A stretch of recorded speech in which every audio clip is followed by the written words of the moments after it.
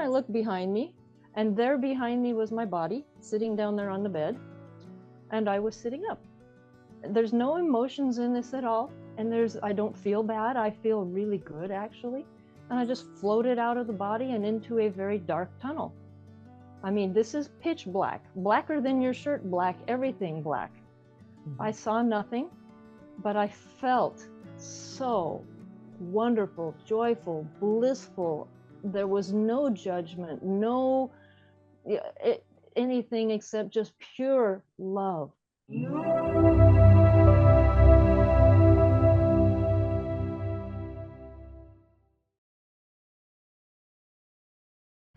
I'd like to welcome to the show, Lei Mohr. How you doing, Lei? I'm just honored to be here. Thank you. Thank you so much for coming on the show. I'm excited to talk to you about your near-death experience, which you apparently are dying way too many times, so you need to stop. There's a few of these we're going to talk about. And then also towards the end, we're going to talk a little bit about channeling, and you're actually channeling a group of entities that have a message for the young people of the world. So we're going to kind of touch upon that towards the end. So my first question to you is, what was your life like prior to your first near-death experience? I was really just a kid, so I can't really say that there was much about it, except that my childhood was a bit exceptional in how violent it was, or how traumatic it was. Starting from the very beginning, my parents got together when my mother was 16 and my father was 18, and she had her first child when she was 16, and continued to have 6 kids in 7.5 years after that. Yeah, so she was, I think, a little overwhelmed, frustrated, angry, and she let us know it. So I started very early. From the age of 3, I can remember feeling people's energy. It was a way of surviving. I had to know what state she was in at any moment in time. And it went from there. When I was 5, I had a little experience where we were walking down the sidewalk, and I just knew that the lady walking toward us did not like my dress. Now, I don't know why I remember this, but I do. And it was very clear to me that I knew this. And so I've been kind of starting things all through my life. But the first near-death experience happened when I was 21, and that was with the birth of my second son. So I was really still just a child myself.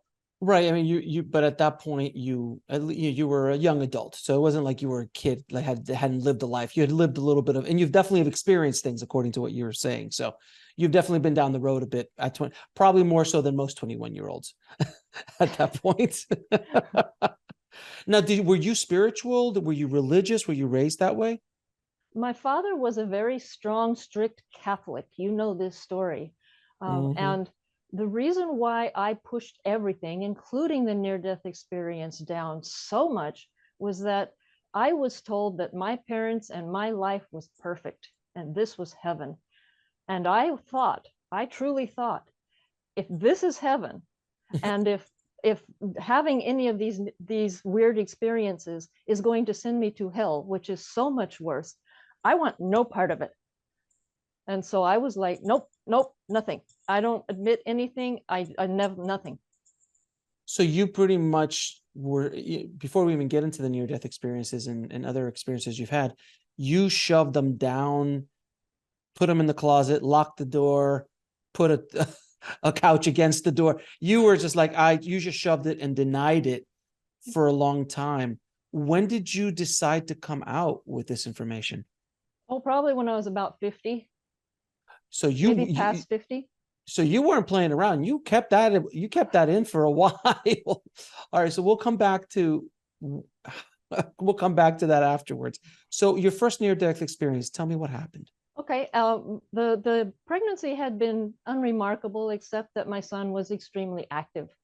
When it was time for him to come into the world, he decided to be a gymnast and just play flip-flop in my stomach. And the attendants, and I fault them none for this, it wasn't a situation that lends itself to nice, easy, calm thought. They kept having to reach up inside of me and turn him around so he wouldn't get caught in the cords, and so that, he would come out the right way.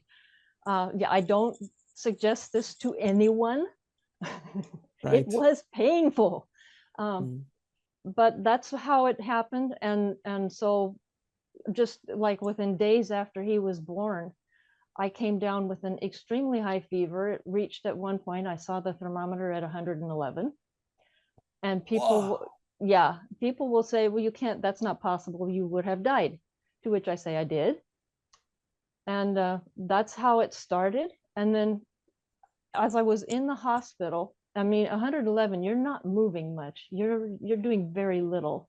You're Um, cooking. You're basically just you, cooking yourself. yeah. And so at one point, I'm sitting there, I'm laying on the bed, uh, and I sat up. Now, I didn't think anything at all about this, but I sat up and I looked behind me, and there behind me was my body sitting down there on the bed, and I was sitting up. There's no emotions in this at all. And I don't feel bad. I feel really good, actually. And I just floated out of the body and into a very dark tunnel. I mean, this is pitch black, blacker than your shirt black, everything black. I Mhm. saw nothing, but I felt so wonderful, joyful, blissful. There was no judgment, no anything except just pure love. And I'm like, oh, this is wonderful. And I'm floating through this tunnel. I think it's a tunnel. And I get to what I perceived as a widening in the tunnel. I don't know what it was because I couldn't see it, but it felt wider, and I wasn't moving anymore. And I thought, what's this? And then I heard this voice, which I perceived as male, but I don't know that to be true. And it was the most gentle, loving voice I had ever heard and have ever heard. And he asked, do you want to come now? And I said, I just panicked for a little second. And I said, I can't. I have two boys to raise. And I sort of perceived a nod of a head, no judgment at all. And back down I came very quickly and plopped in my body, and the fever broke just like that. And I gave it not much more than two thoughts at that point in time, because this was back in the early 1980s. There's no Mhm. internet. There's no, no, but how do I know what's going on with this when there's no information available? I didn't Mhm. know that there were books about it. I just, there was a strange experience, and here I am, and okay, now I'm raising my kids. And that was pretty much how that went. But there was,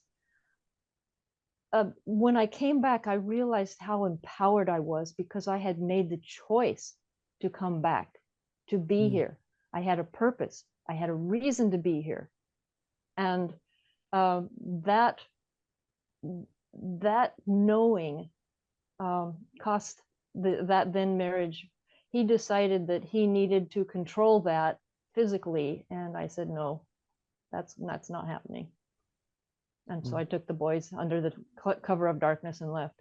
So when you had this experience, did you just ignore it? Did you just think it was a dream? How did you psychologically deal with this new information?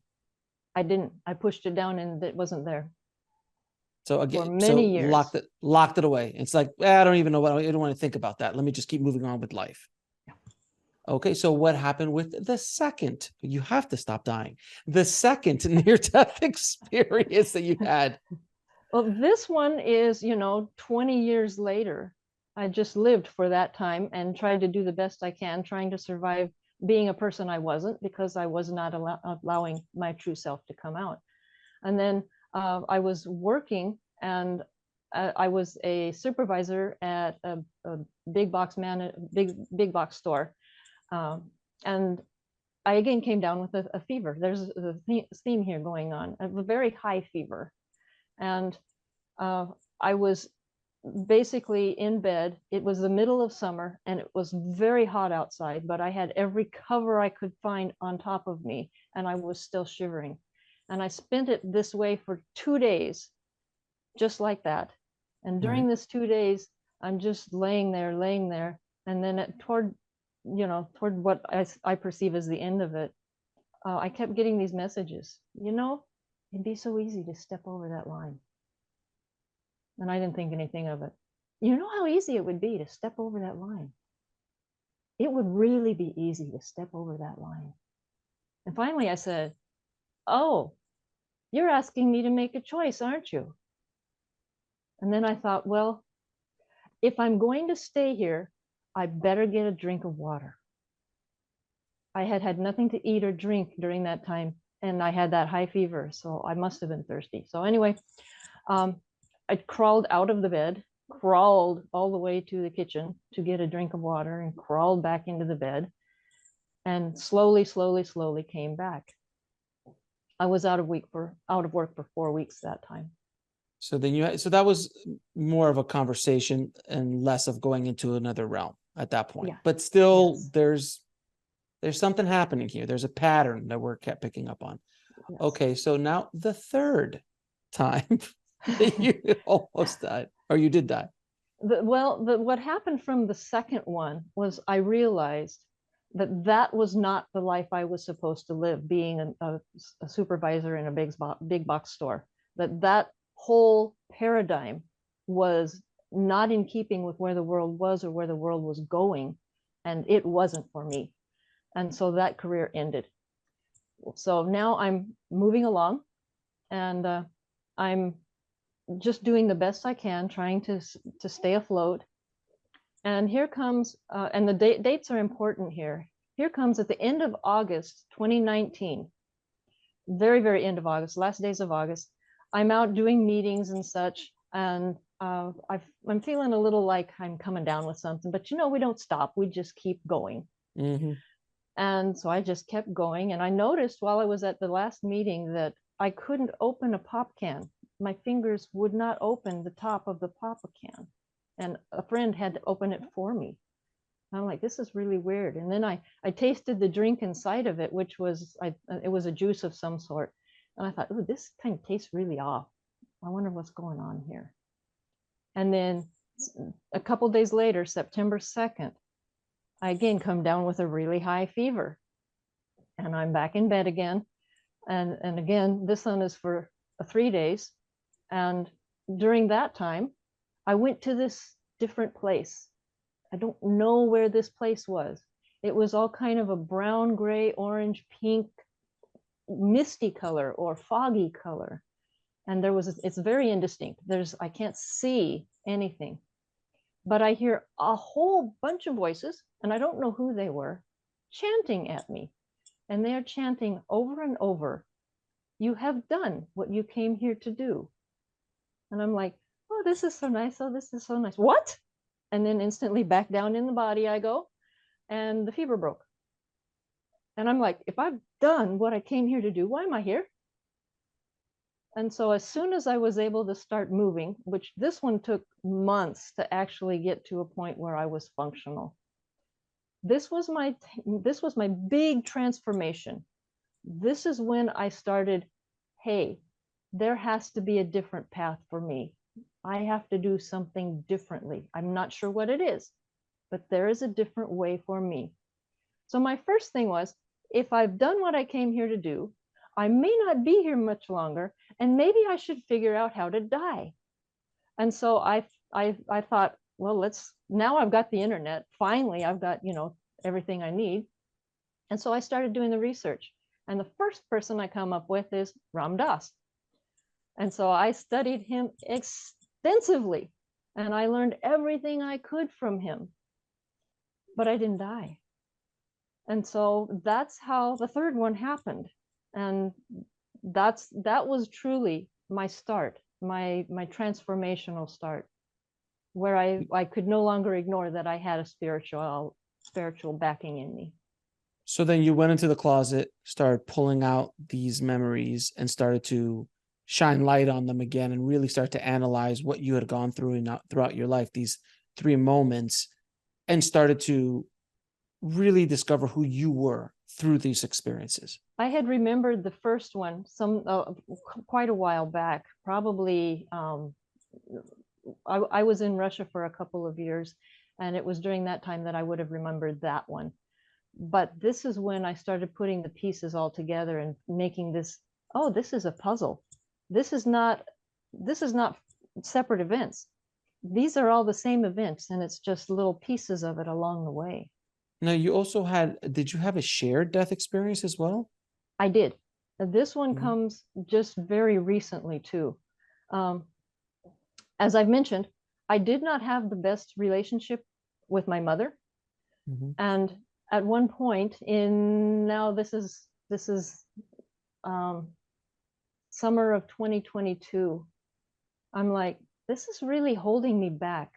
I need to do something. I need to heal this relationship so that I can truly be who I am and who I'm supposed to be here and do what I'm supposed to do.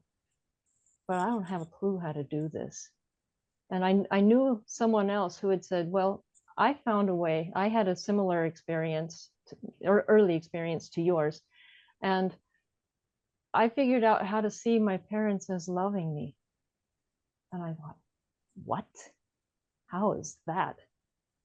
So I tried and, mull it around in my head a bit and nothing. So finally I just said, okay, whatever's out there, whoever's out there, I need some help. I need to do this and I don't have any idea how to do it. And so instantly they put me in, I don't know what you would call it, a vision where I am in a movie theater. You'll like this part. I'm in a movie theater and I'm the only one there, and it's all dark. And it, I can see, first of all, I can see that I'm the person watching. Okay. Then it's given to me that not only am I the person watching, I'm the actor. And then I'm also the director. I'm also the person who's handling all the lights and the sound. And then came the big one. I'm also the writer. Whatever this is, I wrote it. And then my life starts going on the stage like a play. And I'm like, oh, interesting. My life is like a play or a movie or whatever else you want to call it. And I'm the writer, but I'm also the actor. If I'm an actor, my mother is also an actor. And then it came to me that if she's the actor in my play, she and I both chose to come here in whatever form we came here. And she loved me enough to give me the foundation I needed to be the transformer that I am, the person who transforms the I just lost the word, the person who transforms the trauma with other people. And that's how much she loved me, was to be able to come here as a loving being and do all of that to me so that I could have that foundation. And when I learned that, when I saw that, I realized that as the writer, I could rewrite the script, not only for what's happening now, but what happened then. And I can see it in a completely different way. And from that, I was came a huge joy, just immense joy and love of life, and not only forgiveness for her, but love for her. Right. And then just a couple months later, in December 2022, and now understand, some 15 years back from this, she had murdered my sister-in-law, and she was in jail. Oh, wow. And well, prison, I guess, is what they would actually call it. She was in prison for the rest of her life. Nobody had seen her or heard her. The only contact the prison had at all was my brother, whose former wife she had killed. And so I knew nothing about anything that's going on. But mid-December, I go from this very joyous, very loving, very peaceful state to all of a sudden it was like I had had 10 cups of coffee and they were like always around. I was just jittery and I was like nervous and everything was just, I couldn't, I couldn't function because this was happening so much. I tried everything to clean it out and clear it out, and nothing touched it. And I'm like, what is going on? And then, I kid you not, on the third day, it broke into extreme pure joy and love. And I'm like, oh, wow, okay, what was this? And I'm just enjoying the joy and such. And my brother calls me and he says, I have to tell you that our mother has passed. And so I told him what had happened to me.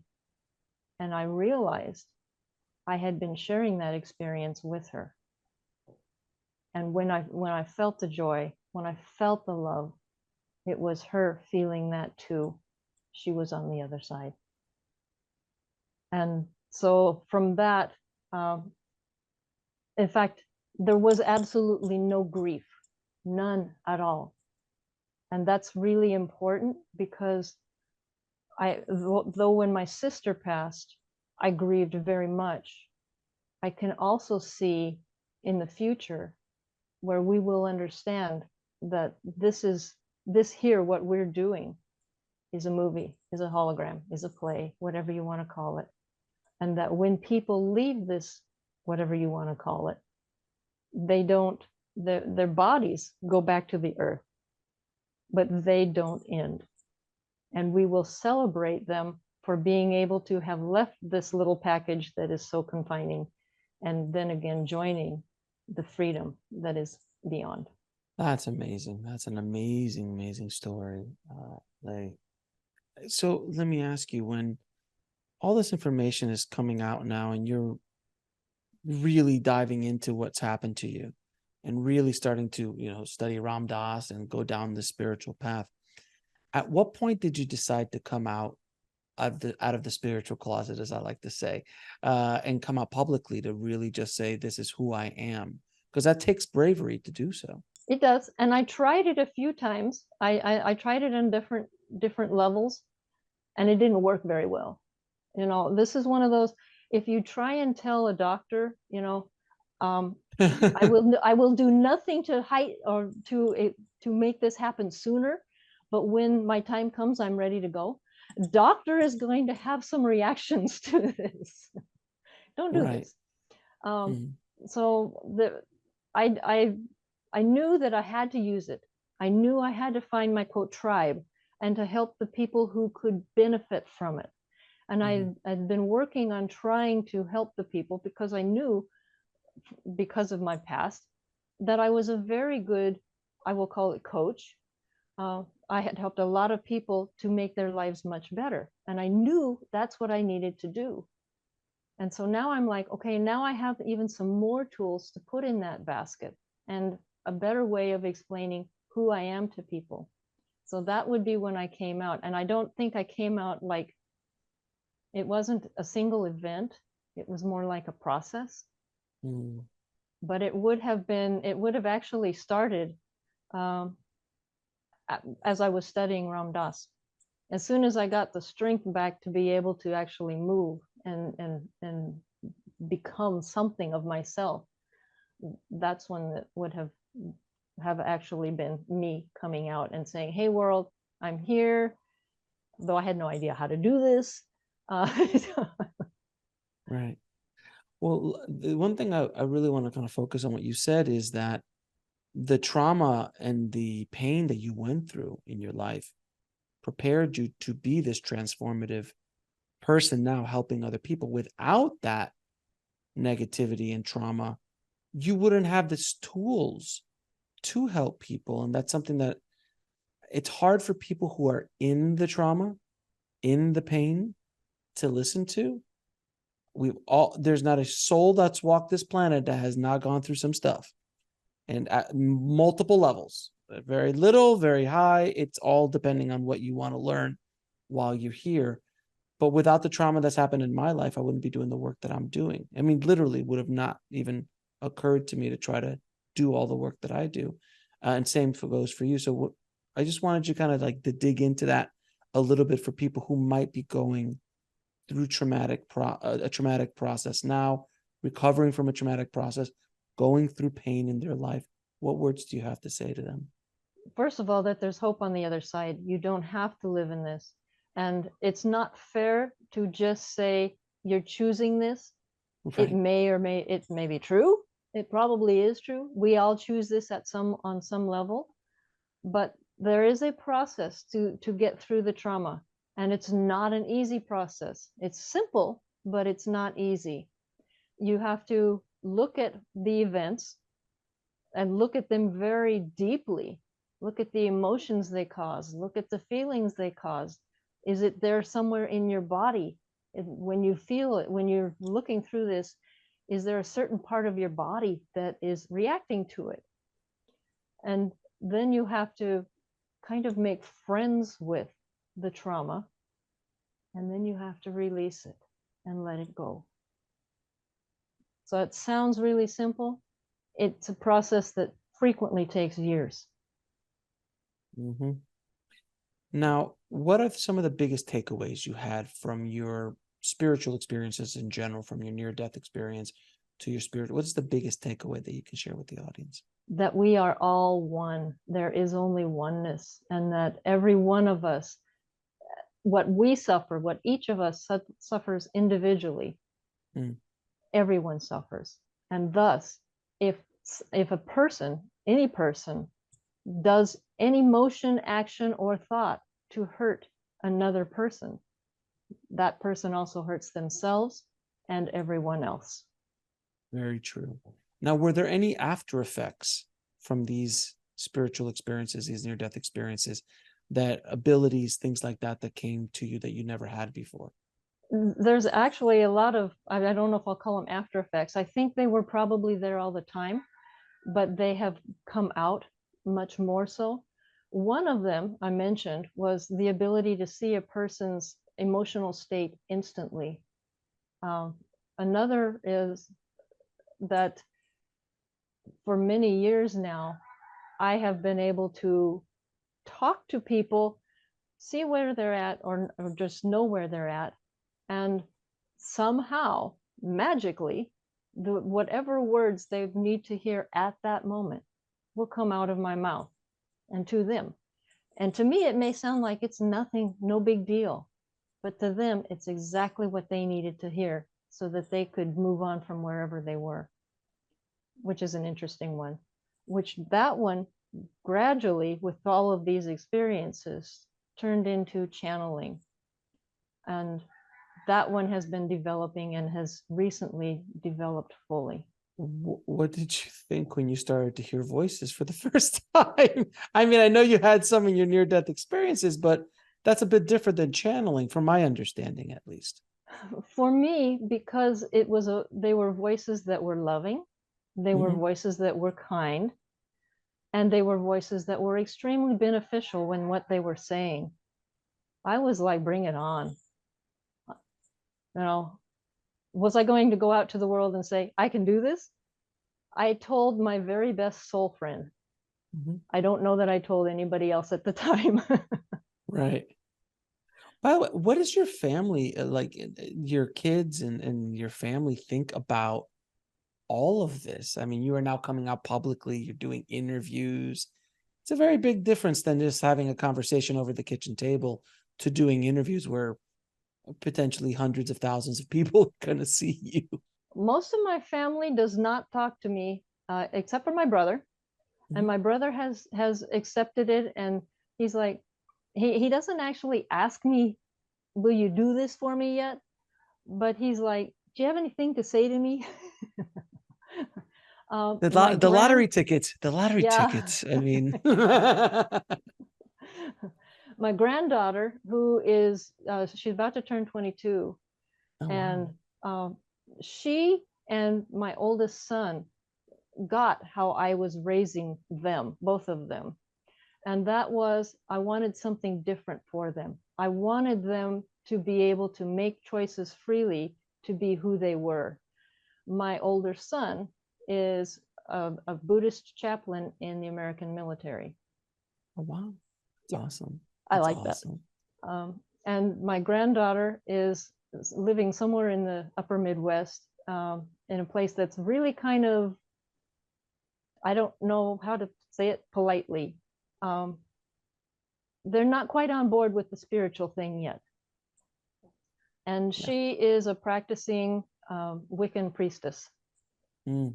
So, and she has had me channel for her. I have been her foundation throughout her life. The other side of her family does not accept her at all and thinks she should get back in her box.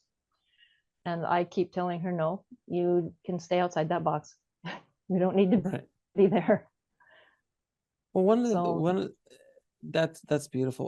One of the things that is a common theme I found with all these near-death experiences I've spoken to, near-death experiencers, is the ability to connect with your own truth, to who you truly are, and to express that in the world, regardless of how others might try to put you back in a box or try to put you, if you're not hurting anyone and you're truly just trying to help and send love and try to assist people on their journey, and express yourself in that way, it's so liberating. Because I mean, you were in that closet for quite some time, and you not only were you in the closet, you denied it most of those years, from my understanding.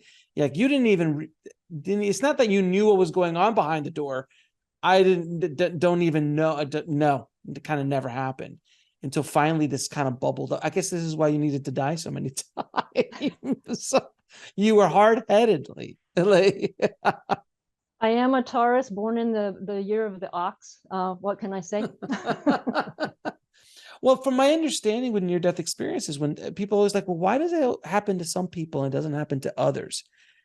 From my understanding, I'd love to hear your point of view. From my understanding, it's that you either needed a wake-up call that put you on the path that you were supposed to be on, or it's just part of the blueprint that you were kind of set up to do, or as an potential exit that you set up these kind of exit points throughout your life that you're like, hey, do you want, that's why they ask, do you want to stay or do you want to go?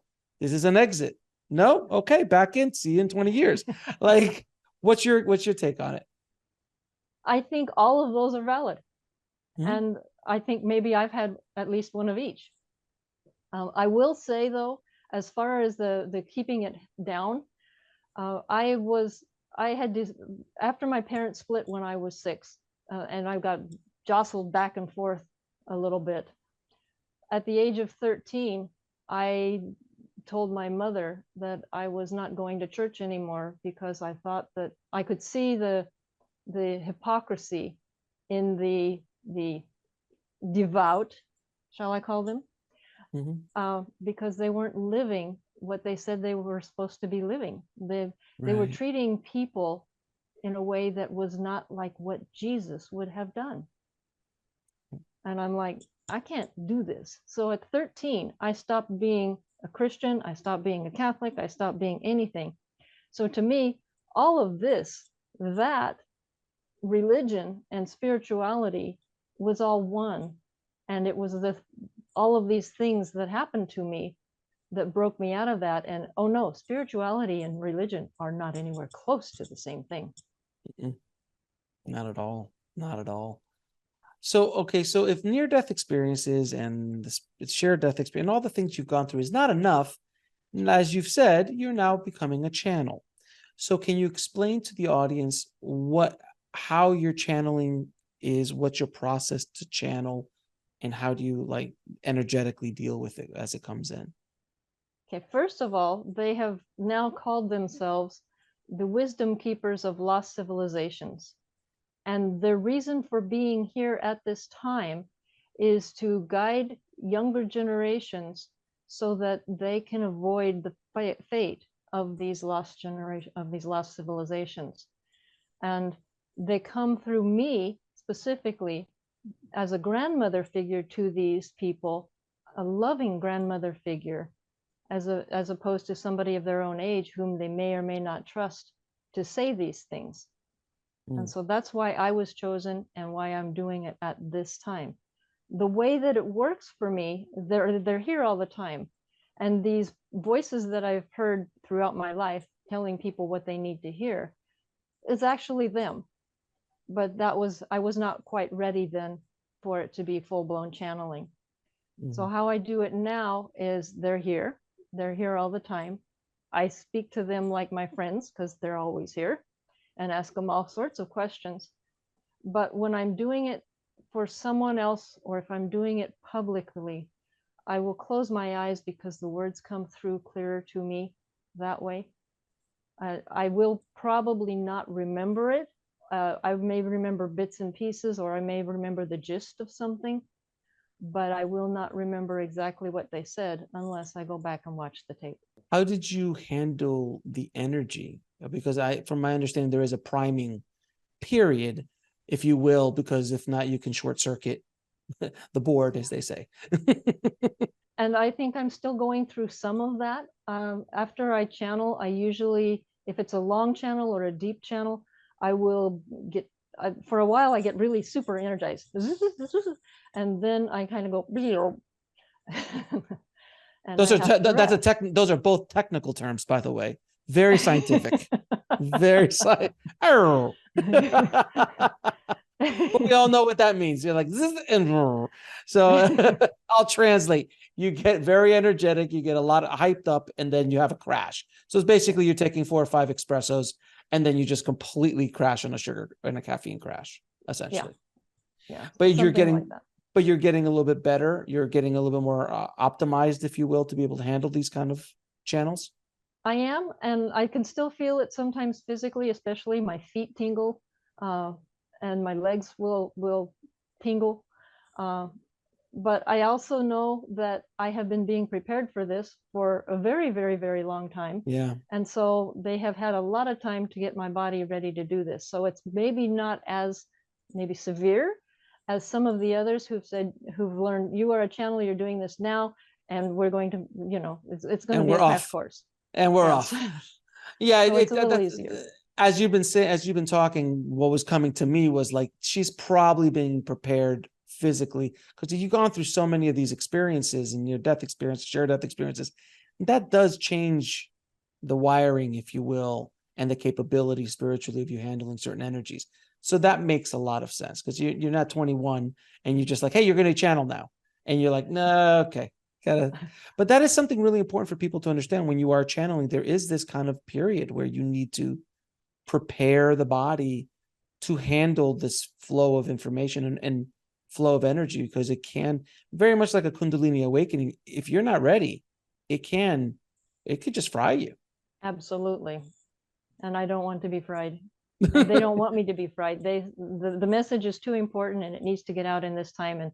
And as you said, my vintage does not bode well for lasting, a long time. I've got a very short time to do what I can now. So I think they knew that was part of the plan, the blueprint, if you will, the whole time. So you mentioned that when you signed up for this interview, things started to kind of go into hyperdrive a little bit, because they were like, "Uh-oh, we got a window here. Let's get her ready." Is that true? That is absolutely true, and they have been so looking forward to talking with you. Well, I appreciate that. Well, if you can't, so explain it one more time to the audience, if what's going to happen when you channel, and then have them come in. We'll ask a couple questions, and it's a little bonus channeling in a near-death experience episode. So I appreciate that. So what I will do is I will go quiet for just a moment and give them the reins, so to speak, and then I will step back and they will come through. And Okay. so it'll be it's very short, easy. You'll notice the difference. All right, let's go. We are the wisdom keepers of lost civilizations. We are here to answer your questions. And we are honored to be with you today. Thank you so much for showing up. I appreciate that. What is the message that you have for the younger generation that you wanted to say? What is most important to remember is that technology and power, the technology for sure is a tool that power uses or can use to separate people. This is what caused our civilizations to fall. There is a way to have peace and technology at the same time without separating people. And this is our message. what advice or steps should people be taking to avoid this? As so many have said before, it is all about oneness, coming together in oneness, each being an individual part of, shall we say, a body, an individual cell of a body. But the body does not work without all the cells, without all of the different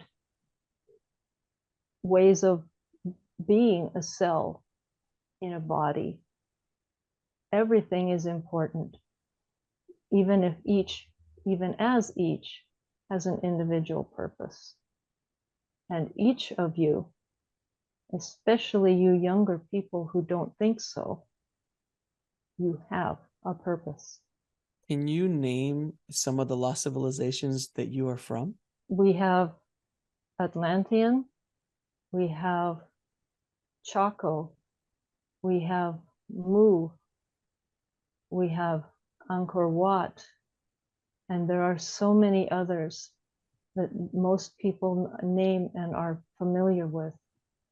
There is the Egyptians, there's the Babylonians, all of these and more, the South American Mayans, all of these and more are here because all of these opportunities of the past have been missed. And this time, in the global world that you have now, is the time to make it work.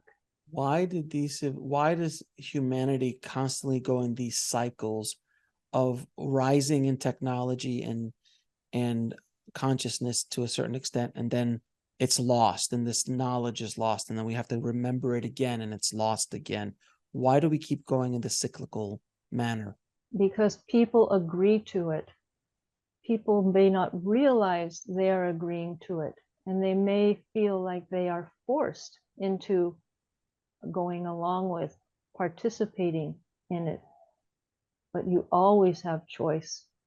And when the whole, or at least a major portion of the whole, decides we are not going along with this anymore, we are not participating, and we are not agreeing to this system, and they create another system that allows all of the people to be equal, truly equal, then the society can move forward. All of us were not in that position. We did not choose to allow everyone to be equal. We allowed some to have power, much power, and that is what brought our civilizations down.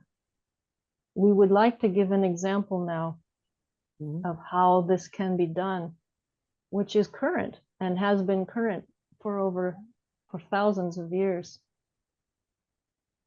If we look at the Buddhist monks and nuns and the way they live life, they live without policing, they live without power structures, they live together, and they do this by coming together regularly and admitting publicly if they have erred and broken one of the rules that could allow there to be separation or pain.